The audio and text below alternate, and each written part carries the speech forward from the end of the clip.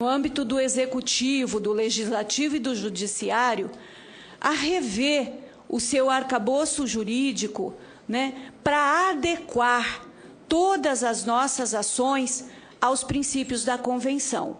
Então, com base no artigo 24, que diz, né, que é direito, acho que está na tela, né, William? Que diz, então, o primeiro slide que se refere à Convenção, que inicialmente já quebra o nosso paradigma, né? O Brasil vinha compreendendo a deficiência a partir de um modelo médico, né? Com base nas suas características clínicas. A partir do artigo 1º da Convenção, o Brasil já assume um novo paradigma na classificação da deficiência, colocando que, de fato, nós temos que identificar as barreiras existentes no ambiente, porque são essas barreiras que podem dificultar ou obstar o nosso exercício pleno de direito, né? Então, por essa razão, a condição sensorial, física ou intelectual é uma das nossas características individuais, mas nós, pessoas com deficiência, não podemos ser resumidas à nossa condição de deficiência, mas nós temos que, sim, ter o direito, ao momento em que nós suplantamos essas barreiras, a termos uma condição de igualdade com as demais pessoas no desenvolvimento, né, pleno e integral do ser humano. Aí a gente vem para o próximo slide, que vai tratar especificamente dos compromissos. Compromissos assumidos, e aí no âmbito da educação, perante o artigo 24. Né? Então, a Convenção é bastante explícita quando afirma que o direito da pessoa com a educação se efetiva quando essa educação é feita num sistema educacional inclusivo.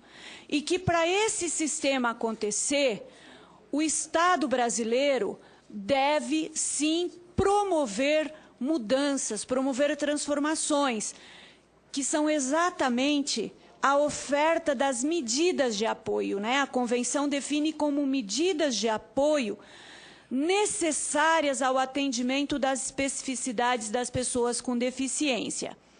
E para operacionalizar esse princípio, né, quer dizer, dar condições de efetivação desse princípio, que o Brasil começa, no âmbito da educação, a alterar tanto as orientações nacionais para o sistema público e privado de educação no Brasil, quanto à política de financiamento da educação e, principalmente, o MEC passa a definir ações de apoio complementar e suplementar aos sistemas de ensino, visando construir essas condições de acessibilidade, essas medidas de apoio. E é nesse sentido que a Política Nacional de Educação Especial na Perspectiva Inclusiva, elaborada em 2007, com ampla discussão, e aí, Fabiana, acho que é muito importante a gente lembrar o entendimento feito na época, porque na época a gente discutiu muito esse tema. Vamos fechar as escolas especiais, não vamos fechar, vamos ressignificar, vamos reorientar, qual vai ser a nossa medida?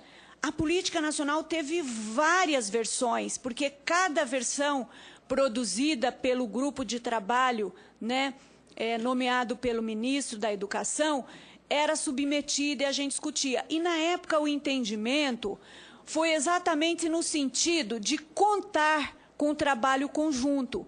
Então, o que ficou definido no âmbito da política nacional que hoje orienta o sistema de ensino no Brasil? Primeiro, que educação especial é uma modalidade de ensino.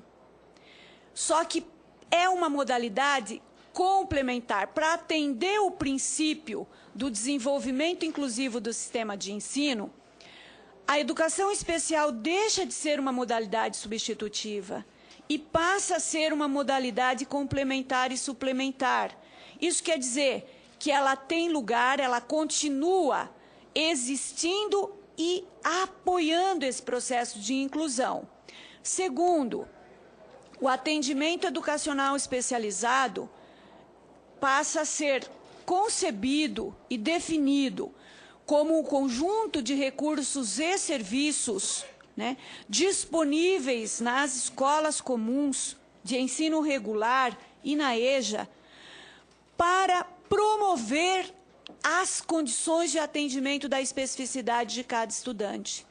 Isso é, oferta de recursos de tecnologia assistiva, né, oferta do ensino da língua brasileira de sinais, do sistema Braille, oferta dos serviços de apoio, guia, intérprete, tradução, interpretação, etc. Então, esse conjunto de serviços e recursos passa a ser, então, a atribuição do atendimento educacional especializado inserido nesta modalidade de ensino, que é transversal à educação infantil, ao ensino fundamental, ao ensino médio, à educação profissional e tecnológica e à educação superior, entendendo que a pessoa com deficiência tem direito, né, ao pleno fluxo e aos níveis mais elevados de ensino, conforme estabelece a Convenção.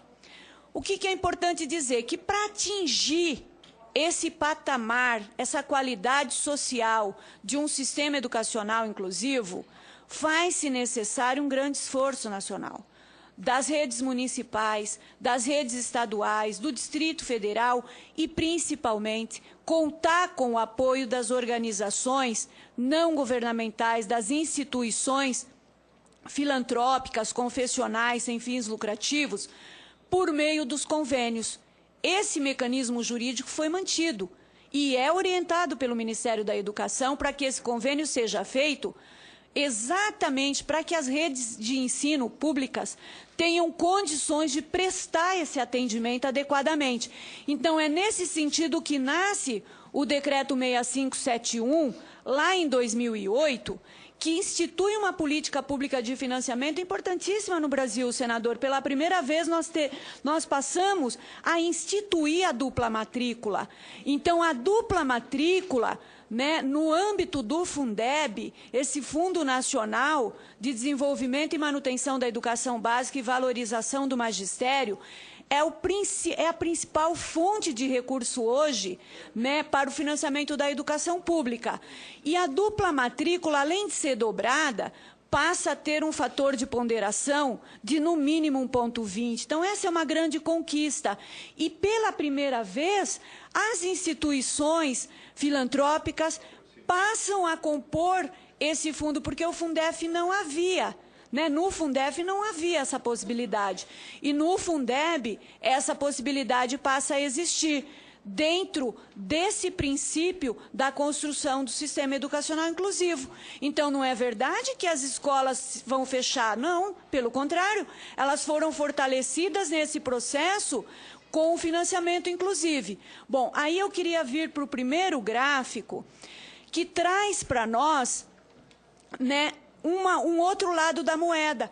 Nós também temos que investir no sistema público, porque falar em educação inclusiva sem investimento na escola comum é, de fato, uma irrealidade. Então, essa ação que faz parte do Plano Nacional dos Direitos da Pessoa com Deficiência, o Viver Sem Limite, é uma ação estruturante da política pública educacional no Brasil. Nós começamos em 2005, atendendo 250 escolas. O que significa essa ação? Disponibilizar recursos de tecnologia assistiva, que antes a escola comum não conhecia. Chegamos a 2012 com cerca de 28.500 escolas atendidas e temos uma previsão orçamentária para atingir 42 mil escolas até o ano que vem.